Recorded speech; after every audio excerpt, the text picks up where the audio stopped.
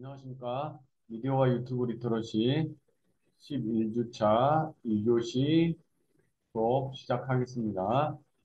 네, 우리 1교시에서는 수치에 대해서 좀 얘기를 했고요. 2교시는 여러분이 보내주신 독후감, 피드백과 부작용 중에서 중독에 대한 얘기를 잠깐 해보도록 하겠습니다.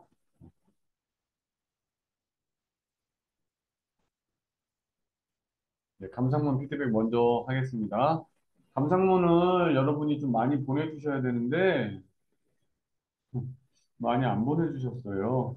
그래서 일단 보내주신 두 분 피드백 하도록 하겠습니다. 뭐 같이 한번 읽어보는 겁니다. 이 영화는 독일 영화, 소독이 배경인 영화 2009년작이다. 유튜브를 검색하여 16,000원이에요? 네, 난 처음 읽었을 때 1,600 읽었는데 잘못 읽었나? 네, 1,600원이겠죠? 네, 1,600원. 1,600원 결제 후 영화를 보기 시작했다. 15세의 고등학생 소년 마이클과 전차 검표원으로 일하는 여인 36세 한나가 주인공이다. 그래서 이제 미국식은 마이클이고 독일식은 미하엘이죠. 소년 마이클은 한나에게 책을 읽어주고 같이 사랑을 나누고 나이 차이가 무색할 만큼 좋은 사이로 지내게 된다. 나는 초반부 30분 정도 영화를 보다가 TV를 껐다. 교수님께서는 왜 이런 영화를 보라고 하셨지? 61세의 나이인 내게는 좀 이해가 안 가는 부분들이 많았기 때문이다. 책의 내용은 다를까? 나는 바로 책을 구매해서 읽었다. 비록 후 교수님께서 왜 우리에게 과제로 이 영화를 택했는지 이해가 갔다. 나는 다시 남은 영화를 보기 시작했다. 근데 이런 반응이 사실 거의 많이 있어요. 저도 이제 이 영화를 참 추천하기가 그 초반부 그런 몇 장면 때문에 조금 난해한 면이 사실 있습니다. 음, 한나는 문맹이었던 것이다. 전차 검표원을 성실히 하여 내근 사원으로 승진한 찬스가 왔지만 그녀는 그를 모르기 때문에 좋은 기회를 잡지 못하고 마이클과도 이대로 계속 관계를 유지할 수 없음을 깨닫고 마이클도 정리할 겸 나치독일 친위를 자원하여 유대인을 감시하는 친위대 교도관이 된다.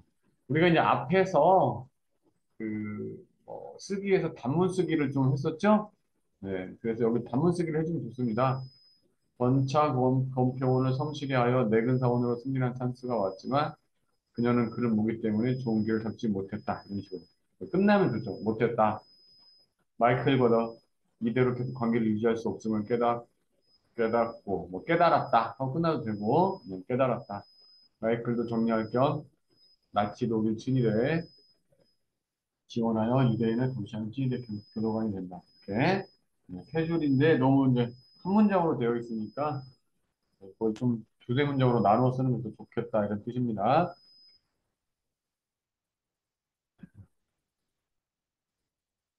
하지만 그녀가 감시하던 교도소에 불이 났고 많은 유대인들이 그 화재로 인해 사망을 하게 되었다. 그로 인해 그녀는 재판을 받게 된다. 벌써 8년이란 세월이 지난 뒤 일이다. 한나가 피고인으로 출석하는 재판장에 법대생이 된 마이클이 참가를 하게 되고 그때 비로소 마이클은 한나가 문명이라는 것을 여러 정황을 통해 알게 된다. 교수님께 부탁하여 한나의 문명을 알리고 서류에 자필 제조를 해달라고 의뢰합니다. 하지만 한나는 본인이 문명이라는 것이 다른 사람들에게 알려지는 것이 두려워 거절하고 감옥에 화재가 났을 때 수감자들에게 문을 열어주어 대피할 수 있게 하지 않고 많은 화장대를 낸 것에 대한 잘못으로 무기징역을 선고받게 된다. 그래서 이제 어, 한나는 문명이었는데 그것을 이제 감추기 위해서 결국은 그냥 자신이 모든 죄를 지고 쓰는 거죠.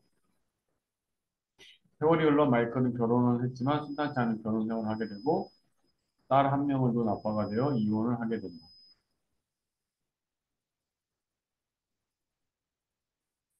그때 한나를 떠올리고 옥중에 수감된 한나에게 면회를 가게 되고 그녀에게 책을 읽어 음성 녹음 테이프를 만들어 속보로 보내게 된다. 책 읽어주는 남자가 되는 거죠. 물론 그 전에 책 읽어주긴 했는데 녹음해가지고 그는 또 책 읽어주는 남자가 된다. 그 정성에 힘이 되었는지 한나도 옥중에서 문명을 탈피할 수 있는 공부를 시작한다. 그렇게 성실히 살아가는 한나에게 또 한 번의 기회가 온다. 세상으로 나올 수 있는 기회이다. 우수 수감자로 출소 명령을 받게 되지만 그녀는 마이크에게 짐이 된다는 이유에서일까 출소하는 날 옥중에서 자살을 하게 된다.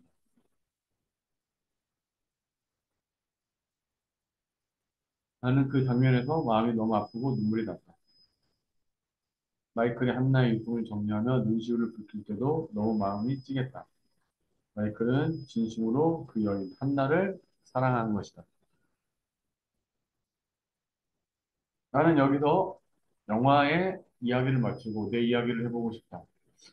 지금 이제 이분이 이 독후감을 쓰셨는데 아주 잘 쓰셨어요. 아주 잘 쓴 이유는 이 여기서부터입니다. 여기서부터. 자신의 독후감이라는 것도 결국은 자신의 이야기예요. 그래서 지금 이제 독후감을 세 개의 슬라이드로 나누어서 어, 보여주고 있는데 뭐 줄거리가 좀 길긴 하죠. 그런데 그 자신의 이야기를 그 뒤에서 적지 않은 분량으로 좀 하고 있어서 네. 근데 제가 이제 지지나는 학기에 사실은 그 식품영양학과 수업할 때도 그때도 한 67세 되시는 분이었나? 그분이 이 독후감을 가장 잘 쓰셨어요. 그분도 비슷하게 쓰셨어요. 그분도 자신의 이야기를 거의 반절 이상 쓰셨어요. 여기도 본인의 이야기를 하는 거예요. 결국 영화 이야기를 하는 게 아니라. 그 영화 이야기는 그럼 뭐 전혀 안 합니까? 안 해도 됩니까? 자신의 이야기를 하기 위해서 아주 그 앞에 조금만 해도 돼요. 그래서 내 이야기를 해보고 싶다. 이 영화를 보면서 나의 상황과 비슷하다고 생각이 되었고 느낀 점을 한 줄 적는다면 중학교 검정고시, 고등학교 검정고시, 환갑의 나이에 대학을 입학한 내 스스로가 정말 고맙고 감사하다는 생각이다. 모든 면에서 많이 부족하긴 하지만 살아있는 동안 쉬지 않고 밥 먹듯이 조금씩 포기하지 말고 공부할 것이다. 문맹, 컴맹, 홈맹. 이번 미디어 리터러시를 공부하며 많이 배우고 미디어에 대한 편견을 조금은 극복할 수 있는 계기가 되었다. 특히 유튜브 과제로 언니 할머니의 취미 생활을 개설하여 조회수가 100회 이상 넘어가는 것을 보면 너무 신기했다. 네. 그래서 이제 이런 취지로 우리 백석문화대학교가 미디어와 유튜브 리터러시라는 과목을 네, 이렇게 개설을 한 겁니다. 네. 제가 알기로는 전국에서 우리 백석문화대학교가 정규 대학교에서 백석문화대학교가 유튜브에 관련된 이 강좌를 교양 과목을 개설한 것은 이제 백석문화대학교가 처음으로 알고 있습니다. 그 광주 쪽인가요? 그쪽에 무슨 그 대학교는 아니고 그 이제 졸업장은 주어지는데 정식 대학교는 아닌 그런 뭐 그 학교 그냥 일반 학교에서 근데 그 대학교 졸업장은 주어져요.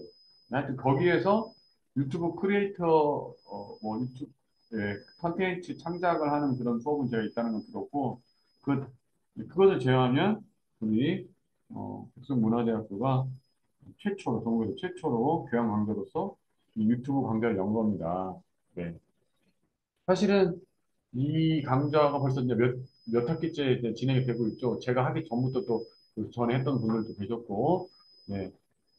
그래서 이 처음에 유튜브 강좌를 정말 이 백종원대학교에서 할 때는, 그때만 해도 사실은 유튜브가 이제 막 좀 대중화가 되는 부분, 시기였다, 이렇게 봐야겠죠. 네. 상당히 앞서가는 거죠.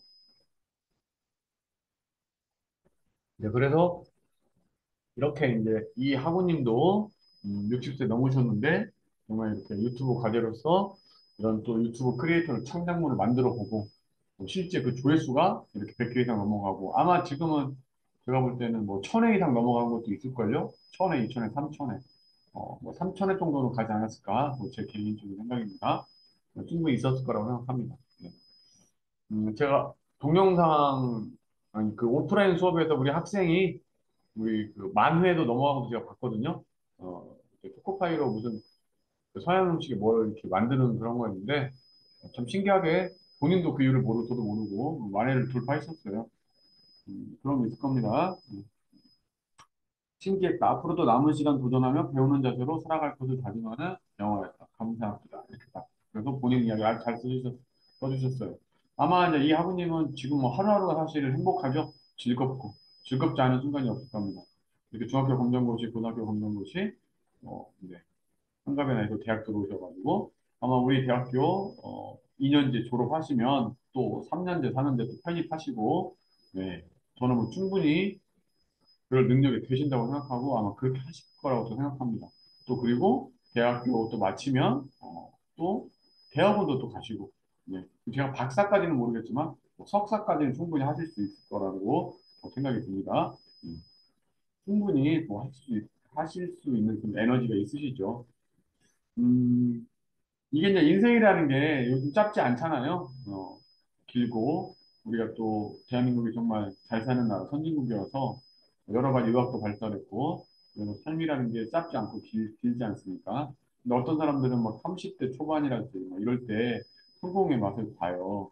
그러면 이제 40대, 50대가 됐을 때 삶이 재미가 없을 수도 있어요. 그런데 이제 이 할머님은 내가 이제 그 뭐 젊었을 때 잘 모르겠지만 지금은 뭐 아주 행복할 겁니다. 네, 즐겁고 그런 부분 아주 잘 써주셨어요.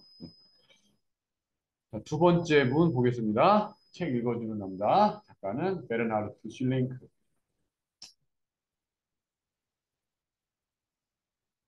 저는 책 읽어주는 남자를 읽으며 앞부분의 미하엘과 한나의 성적인 관계를 맺으면서 아 이건 무슨 책이지? 사랑 이야기인가? 라는 생각이 들었습니다. 약간 연상연하의 치정속을 같다는 생각도 했습니다. 한편은 이 책이 미디어 리터러시와 무슨 관계가 있는지 궁금해지기도 했습니다. 이 책을 읽으며 전체적으로 머릿속에 그려지는 배경의 느낌과 읽어갈수록 느껴지는 책의 내용은 조금 어둡고 답답한 마음이 들었습니다.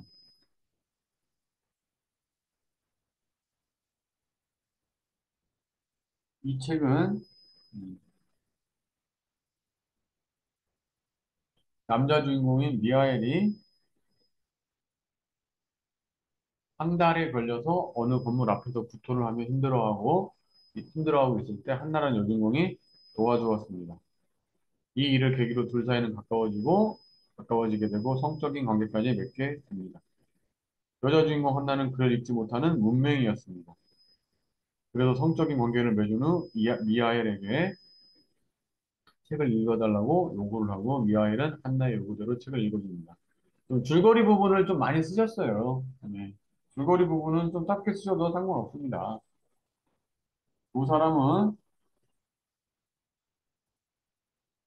이런 만남을 지속적으로 갖게 되고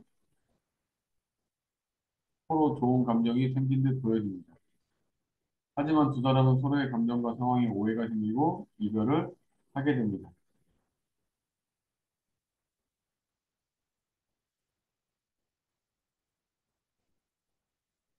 세월이 지나 이하엘은 법학을 공부하는 대학생이 되었고 학교에서 나치 전범들을 재판하는 세미나에 참석하게 됩니다. 그 재판은 전쟁 중에 한 교회 건물이 폭격으로 불이 났고 그들을 구하지 않고 오히려 도망칠까 봐 문을 열어주지 않아서 불에 많은 유대인 여성들이 타 죽은 사건에 대한 재판이었습니다. 그 재판 자리에 피의자로 나온 여성 간수 중 한나가 있었고 그 미하일은 놀란 마음으로 그 재판을 지켜봅니다. 그러나 한나의 증언과 말투는 스스로를 불리하게 만들었고 다른 죄수들마저 한나가 경위서를 작성했고 주모자라며 자신들의 죄까지 모두 한나의 죄로 덮어씌우게 됩니다. 그때 재판부가 필적 대조를 하려고 했지만 한나는 본인이 한 행동임을 고백하고 죄를 인정해 버립니다. 자신이 이제 문맹임을 숨기기 위해서 그런 거죠. 네. 이 아이는 그때 그녀가 문맹이었음을 알게 되고 그녀를 도우려 했지만 한나가 문맹임이 밝혀지는 것을 원치 않음을 알게 되고 포기합니다. 한나가 수감된 후 미하일은 예전처럼 책을 읽어 녹음을 했고, 네,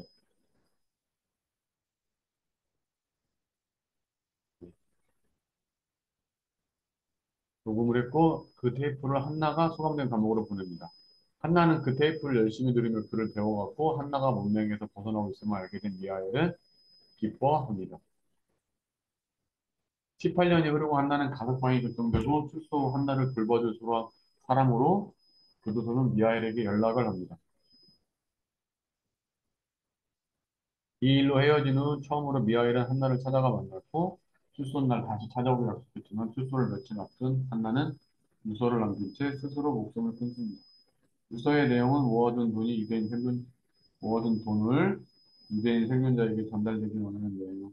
돈이 유대인 생존자에게 전달되길 원하는 내용이었지만 유대인 생존자는 그냥 용서하지 못하고 그 돈도 받지 않았습니다. 이하일은 그 돈을 문명자들을 위한 기금으로 기부하고 그 기부 영수증을 가지고 한나의 묘에 찾아가는 걸로 내용을 끝이 납니다.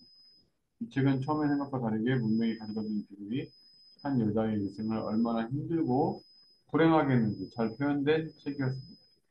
운명임을 밝히지 않고 끝까지 감추려 모든 죄까지 덮어쓰는 한나의 모습에선 화도 나고 답답함도 느껴졌지만 책을 읽고 나서는 이 부분 한나의 마음이 이해되었고 마음이 아프기도 하였습니다. 그를 읽지 못하는 문명이 아니더라도 우리도 급변하는 세상 속에서 일정을 쓰지 못하고 이해하지 못해서 문명의 모습으로 살고 있지는 않은지 생각해 보게 됐습니다.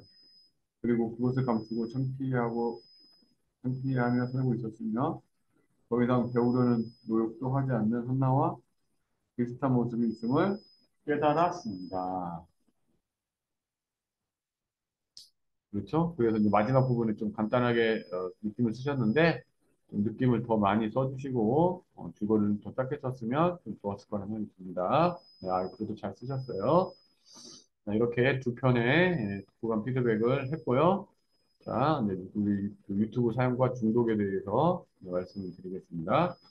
자, 그래서 음, 제가 이제 다른 학교에서 이제 미디어 리터러시 수업을 진행하는데 일반적인 미디어 리터러시 수업을 할 때 뭐 또 우리가 미디어를 활용을 해야 되니까 보통 이제 블로그에 글쓰기 이런 걸 많이 진행하는데 블로그에 글쓰기 할 때는 사실은 뭐 크게 그 부작용이라는 게 없어요. 네, 부작용이라는 게 없는데 이 유튜브라는 것은 사실은 부작용이 상당하다. 그리고 중독 증상도 있을 수 있다. 네, 그래서 그런 부분에 대해서 얘기를 해보려고 하는 겁니다. 그래서 이제 여기에서는 제 20대 대학생의 유튜브 중독 실태 조사에 대해서 아주 간단하게만 언급을 해보고 그 실태에 대해서는 더 자세한 것은 제가 이제 다음 주차나 다다음 주차에 한번 또 살펴보도록 하겠습니다. 사실은 지난 학기까지만 해도 그 논문이 유치원생들을 대상으로 한 논문밖에 제가 못 찾았는데 최근에 제가 이제 그 우리 중고생들인가요? 중고생들이 유튜브 어떤 영향을 끼치는가 그, 그런 어떤 논문을 제가 하나 발견했어요. 그래서 이제 그 논문에 대한 얘기도 좀 해보면서 같이 얘기하는 건 다다음 주에 하도록 하고 여기서는 이제 어, 간단한 내용하고 중독에 대해서 이제 살펴보도록 하겠습니다. 자, 그래서 20대 대학생의 유튜브 중독 실태 조사를 한 것이 있습니다. 네. 1920대 대학생 171명, 남성 82명과 여성 89명을 조사를 했는데 시청 경험이 있느냐에 대해서 99%가 대답을 했다라는 거죠. 한두 명 정도만 어, 본 경험이 없다라고 말을 했다라는 겁니다. 제가 이제 오프라인에서 수업을 할 때도 실제 안 본 학생들이 좀 적진 않게 있더라고요. 그다음에 집은 81%, 집에서 시청을 했다는 거죠. 취침 전에 65%. 그래서 이제 이 취침 전에 65%, 이 취침 전에 유튜브를 본다는 게 상당히 여기 이제 나쁘다는 거죠. 많은 부작용을 가지고 있다는 거예요. 그래서 이제 우리 유튜브를 너무 많이 사용하고 또 중독되어서 자신의 이제 일상생활, 자신의 업무나 자신이 해야 될 일을 하지 못하는 경우, 이런 경우도 사실은 문제지만 유튜브 때문에 우리가 현대인들이 취해야 되는 휴식을 취하지 못한다라는 거예요. 제대로 된 휴식을 취하지 못하니까 충전이 되지 못하고 그래서 그것이 또 자신의 업무나 자신의 일에 악영향을 끼치는 거고. 그게 결국은 자신의 업무 시간에 유튜브를 보는 것과 크게 다르지 않다라는 거죠. 그래서 그것의 대표적인 증상이 바로 취침 전에 유튜브를 본다는 겁니다. 취침 전에 65%가 유튜브를 본다고 했으니까 뭐 적은 양은 아니죠. 평소 자주 이용한다면 78.4%, 시청하는 느낌은 재미가 있다가 60.2%. 그래서 우리가 전에 이제 페이스북 중독에 대해서 많이 우려를 했었는데 사실 지금은 유튜브 중독이 훨씬 더 심하다. 이제 그렇게 이제 바라보고 있는 거죠. 중독이란 뭐냐? 중독에 대한 어떤 정의를 한번 봅시다. 중독에 대한 정의가 다양하다는 거죠. 일반적으로 자신의 행위가 중대한 부정적인 결과를 초래하지만 반복해서 지속하는 모든 행동을 의미하는 것으로 타인에 의해 일어나는 것이 아니라 자신이 임의로 선택한 행동으로 볼 수 있다. 그래서 이제 타인에게 강요한 것이 아니라 자신이 임의로 선택한 행동에서 이제 그런 결과가 초래되었다라는 거죠. 미디어 중독의 이제 의학적 정의, 미디어 중독의 의학적 정의. 중독은 하나의 장애라는 거죠. 장애로서 충동 조절 장애와 물질 사용 장애라는 범주의 제각이다. 중독, 어딕션은 어원의 라틴어 어디시언스로서 동의하는 것, 굴복하는 것, 양도하는 것이라는 뜻이다. 사회학자들은 약물 복용과는 무관한 행동들을 잠재적 중독으로 간주합니다. 약물, 약물 복용과는 무관한 많은 행동들을 잠재적 중독. 이 같은 행동에는 이제 도박, 과식, 성, 운동, 컴퓨터 게임, 과다한 TV 시청 이런 것도 하나의 이제 중독으로 본다라는 거죠. 사회학자들은 그래서 약물 복용과는 좀 다른 잠재적인 중독이다. 그래서 이제 우리가 그 전에 이제 중독 안에 뭐 납중독이다 이런 거 있었잖아요. 그 독약에 의한 신체 증상인 중독, 인톡시케이션, 그다음에 약물 남용에 의한 의존적 중독, 어딕션, 어딕션 이런 독약에 의한 그래서 자기는 원치 않았지만 어떤 독약을 섭취하게 되거나 독약이 또 피부에 닿거나 이렇게 해가지고 중독이 되는 거죠. 인톡시케이션이 되는 거고 약물을 먹긴 먹었는데 너무 많이 먹은 거죠. 필요 이상으로. 남용에 의한 의존적 중독이죠. 먹지 않으면 안 되는 거.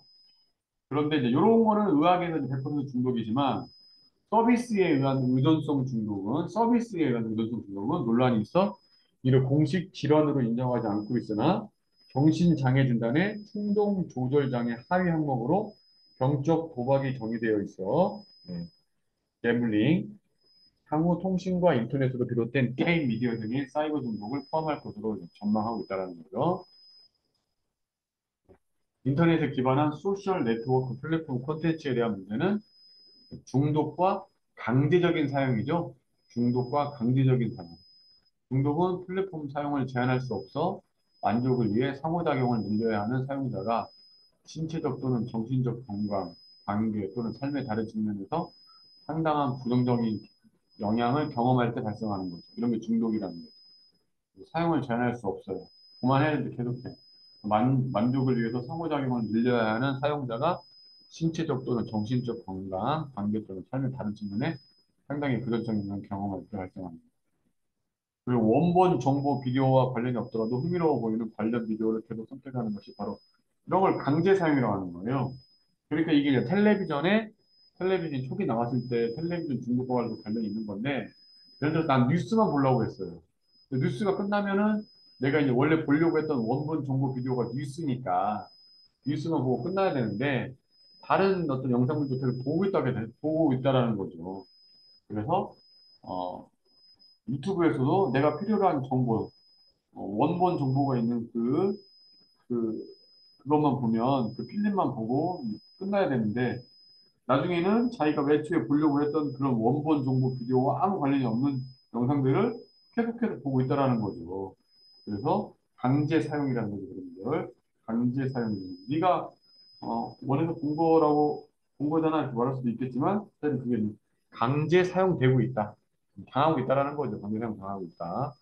하나의 중독이다. 병적 증상으로 본다라는 거죠. 정보기술과 유튜브 비디오는 학습 자료의 역할을 하면서 동시에 테크노 스트레스와 같은 부정적이고 역기능적인 현상을 가지고 있다. 여기서 이제 문제가 되는 것은 문제가 되는 중요한 문제는 중독인 거죠. 중독. IT와 관련된 중독은 몰입, 통제력 상실, 주의의 피해, 지속적 이런 것 같은 네 가지 행동 특징을 나타낸다. 그래서 이제 그 그런 중독 중에서도 IT와 관련된 거. 그래서 어, 몰입, 너무 이제 과몰입되는 거죠. 너무 과몰입. 어. 그리고 통제력을 잃어버리게 되는 거고, 그리고 주위에 피해를 주는 거고, 그리고 끊지를 못하고 계속해서 사용하는 거죠. 지속적으로. 이런 네 가지 행동이 드러난다라는 겁니다. 자, 그래서 미디어 중독의 어떤 영향 부분은 사회성 결핍, 내성과 금단 현상, 일상생활 장애, 심리적 장애, 신체적 장애 이렇게 나눠볼 수 있겠습니다. 네, 미디어 중독의 영향 부분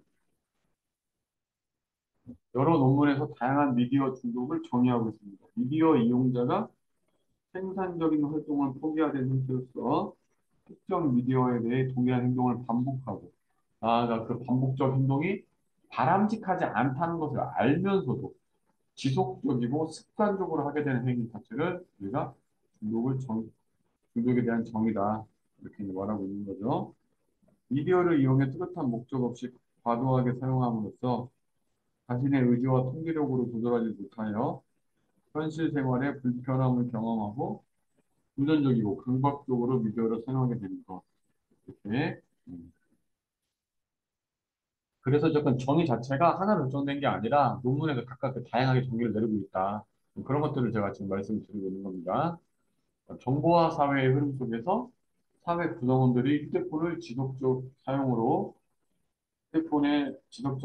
인하여 개인의 통제력을 상실하고 이용자의 생활 양식과 기능 수행에 부정적 영향을 미치는 것. 또 어떤 분은 이렇게 이제 중독을 당하는 거죠.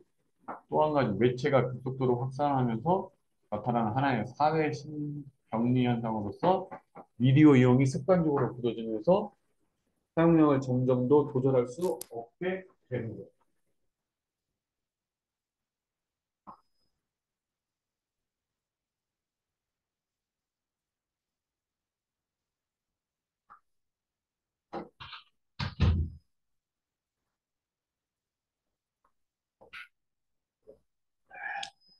네. 다시 한번 읽어보면 매체가 이제 하나의 사회병리 현상인데 매체가 급속도로 확산됐으니까요. 미디어 이용이 습관적으로 굳어지면서 사용량을 점점 더 조절할 수 없게 되는 거예요. 자신이 조절해야 돼 조절할 수 없게 되는 거예요. 이런 걸 우리가 중독이라고 한다는 거죠. 그럼 이제 유튜브 중독이 뭐냐? 중독의 정의와 IT 관련 중독 특징을 연관 지어가지고 유튜브 중독을 정의 내릴 수가 있겠다. 유튜브 사용에 몰입하여 유튜브 사용에 대한 통제력을 상실하고 유튜브 사용으로 인해 주위에 피해를 주며 부정적인 결과에도 불구하고 지속해서 유튜브를 이용하는 현상으로 규정할 수 있다. 이렇게 된다는 거죠. 그래서 이제 사실은 이제 미디어 리터러시, 뭐 블로그를 이용한 어떤 글 읽기와 글쓰기 같은 경우는 중독이라는 게 사실 거의 없어요. 어, 거의 없는데, 음, 이 유튜브 같은 경우는 이렇게 유튜브 사용에 몰입하여 유튜브 사용에 대한 통제력을 상실하고 유튜브 사용으로 인해 주위에 피해를 주며 부정적인 결과에도 불구하고 지속해서 유튜브를 이용한 현상으로 규정할 수 있다라는 건데, 이거에 비춰보면 우리가 이제 유튜브 리터러시를 하면서 유튜브 중독을 겪지 않으려면 이제 우리가 뭐 몰입할 때는 몰입하더라도 통제력을 상실하면 안 되겠죠. 다른 사람의 피해를 줘서도 안 되고, 네, 그리고 부정적인 결과가 오면은 그 사용하는 뭐 시간이랄지 그런 어떤 여러 가지 수단이랄지 패턴이랄지 생활 방식 이런 것들을 우리가 수정할 필요가 있다는 거죠. 현대에는 영상 매체와 관련된 여러 가지 중독의 의미가 확장되어 TV, 인터넷, 컴퓨터 게임 등의 기술 중독이죠. 테크놀로지컬 어딕션. 이런 기술 중독이 생겨난다. 중독은 자신의 욕구와 행동을 통제하고자 하는 의지를 상실하게 되는 거죠. 그 중독을 심리학 및 정신의학 분야의 관점에서 연구 관찰해 오고 있는데 중독이라는 용어는 이제 의존, 예, 디펜덴 dependence, 네, 의존이라는 용어와 동일한 의미로 정신의학과 심리학에서 쓰이고 있다는 거죠. 정신의학과 심리학에서. 네. 그래서 여기 중독, 의존, 네, 결국 같은 용어가 된다. 자, 미디어 중독의 진단 중독. 미디어 중독의 진단 중독, 그 네 가지가 있습니다. 의존, 내성, 초조, 불안, 금단. 의존, 미디어를 사용하지 않으면 우울, 초조, 답답함을 느끼고 습관적으로 사용하게 된다. 근데 저 같은 경우는 좀 습관적으로 사용한 느낌이 있는데 사용하지 않는다고 해서 우울, 초조, 답답함을 느끼진 않죠. 근데 우울, 초조, 답답함이 전혀 없는 건 아닌데 뭐 전혀 심하지는 않습니다. 전혀 없는 건 아니에요. 네. 일상생활에서나 이런 건 못 느끼는데 이제 운동할 때 혼자서 운동할 때, 여럿이 운동할 때도 못 느끼는데 혼자서 운동할 때는 조금 이제 유튜브를 켜놓고 뭐 음악을 듣는다랄지 뭐 그렇게 하면 좀 좋겠다는 그런 점이 있어요. 그거 그냥 못 느끼고 저도 사실 의존이 좀 있는 거죠. 느끼는. 그래서 더 많은 미디어를 사용해야 만족을 느낀다. 뭐 그런 사람들도 있는데 어쩔 때는 이제 칼로 탁 자르지 딱 끊어버려야 돼요. 초조 불안, 미디어 사용을 중단하거나 감소하면 초조 불안이 야기됩니다. 금단, 미디어 기기에 대한 감각적 사고나 환상을 가지게 됐고, 인터넷을 보고 있지 않으면 중요한 영상이나 소식이 와 있을 것 같은 그런 느낌. 근데 저도 이제, 그러니까 전에도 금단이 좀 있었던 것 같아요. 그래서 제가 이제 일부러 이제 핸드폰 같은 걸 놓고 사무실에 나옵니다. 그럼 처음에는 사실은 집에 핸드폰을 놓고 아침에 사무실을 출근을 해서 점심밥 먹으러 딱 갔을 때 그 사이에 한 뭐 3시간, 두세 시간 사이에 중요한 연락이 와 있을 것만 같아요. 근데 가서 보면 전혀 그렇지 않습니다. 네, 전혀 그렇지 않아요. 내가 일부러 놓고 올 때는 전혀 그렇지 않더라고요. 그래서 이거 없어도 그게 상관이 없구나. 놓고 와도 일상생활에 전혀 지장이 없구나. 뭐 혹시나 급한 일이 있으면 뭐 컴퓨터에서도 카톡 같은 게 되니까 그 연락을 하겠지 그 생각을 하니까 뭐 다시 뭐 그 놓고 오는데 크게 뭐 그 정신적 압박감은 없더라고요. 근데 이제 금단 증상 겪는 사람들은 놓고 오면 정말 중요한 연락이 왔을 것 같은 그런 느낌이 간다라는 거죠. 실제 살아보면 그런 거 없습니다. 네. 우리 삶이 그렇게 화려하거나 다채롭지 않거든요. 미디어 중독 증상 네 가지 보편적인 특징이 있습니다. 대상에 상관없이 특정 물질이나 활동에 몰입하는 것. 물질이나 활동에 대한 통제력을 상실하는 것. 이로 인해서 자신에게는 물론 주위 사람들에게 피해를 주며 부정적인 결과에서도 지속해서 부정적인 결과를 가졌는데도 계속 지속해서 이용하는 거 이런 게 미디어 중독 증상이다. 혹시나 여러분 본인 스스로가 그렇다거나 주위에 가까운 사람들이 이렇게 중독 증상이라고 했을 때 이렇게 네 가지 정도로 우리가 한번 보면 되겠죠. 예? 네. 미디어 중독에 대한 우려. 미디어의 등장 이후 인터넷 중독이나 게임 중독을 능가하는 강력한 중독을 우려한다. 그러니까 전에 인터넷 중독이 있었고 게임 중독이 있었는데 지금은 이제 미디어 중독이라는 거죠. 미디어 중독. 특히 이제 TV와 신문을 멀리하는 청소년기를 보낸 젊은 층들이 오히려 미디어 중독이 더 심하다라는 거예요. TV와 신문을 봤던 사람들은 거기에 대한 내성이 이미 있어서 괜찮은데 오히려 TV와 신문을 멀리하는 청소년기를 보낸 젊은 층들이 미디어 중독이 심하다. 모바일 기기가 결합하여 시공의 제약이 없어진 환경상에서 환경에서 사회적 관계 늘리기 등에서 현실적이고 개인적인 즐거움에 빠져들어 접속 중단이 그 사회와 단절로 인식되는 경향이 있다. 그래서 사실은 이제 코로나 때문에 우리가 이제 미디어를 더 접하게 되는 그런 게 생기게 되었고요. 집에서 혼자 시간 보내다 보니까 그 접속 중단이 사회와 단절되는 것을 인식하는 경향이 있는데 사실은 전혀 그렇지 않습니다. 네. 거기에 대해서 좀 소외감을 느낄 필요가 없고 본인 스스로 내성을 좀 강한 어떤 내성을 강한 내적인 면을 좀 길러도록 노력을 해야겠죠. 네. 그래서 미국 컬럼비아 대학 약물 중독 남용 센터는 미디어 중독 증세 그 청소년이 흡연 가능성도 5배, 음주와 마약 경험 가능성이 2배 높다고 보고했다. 사회적 단절에 대한 불안이 심리적 혼란을 넘어서 개인의 건강과 사회의 건전성을 해친다는 정보죠. 그래서 이제 우리는 사실 사회적으로 이런 걸 대처할 필요가 있다는 건데, 네. 그만큼 이제 중독 증상이 많은 문제를 일으킬 수 있다. 이렇게 좀 살펴봤습니다.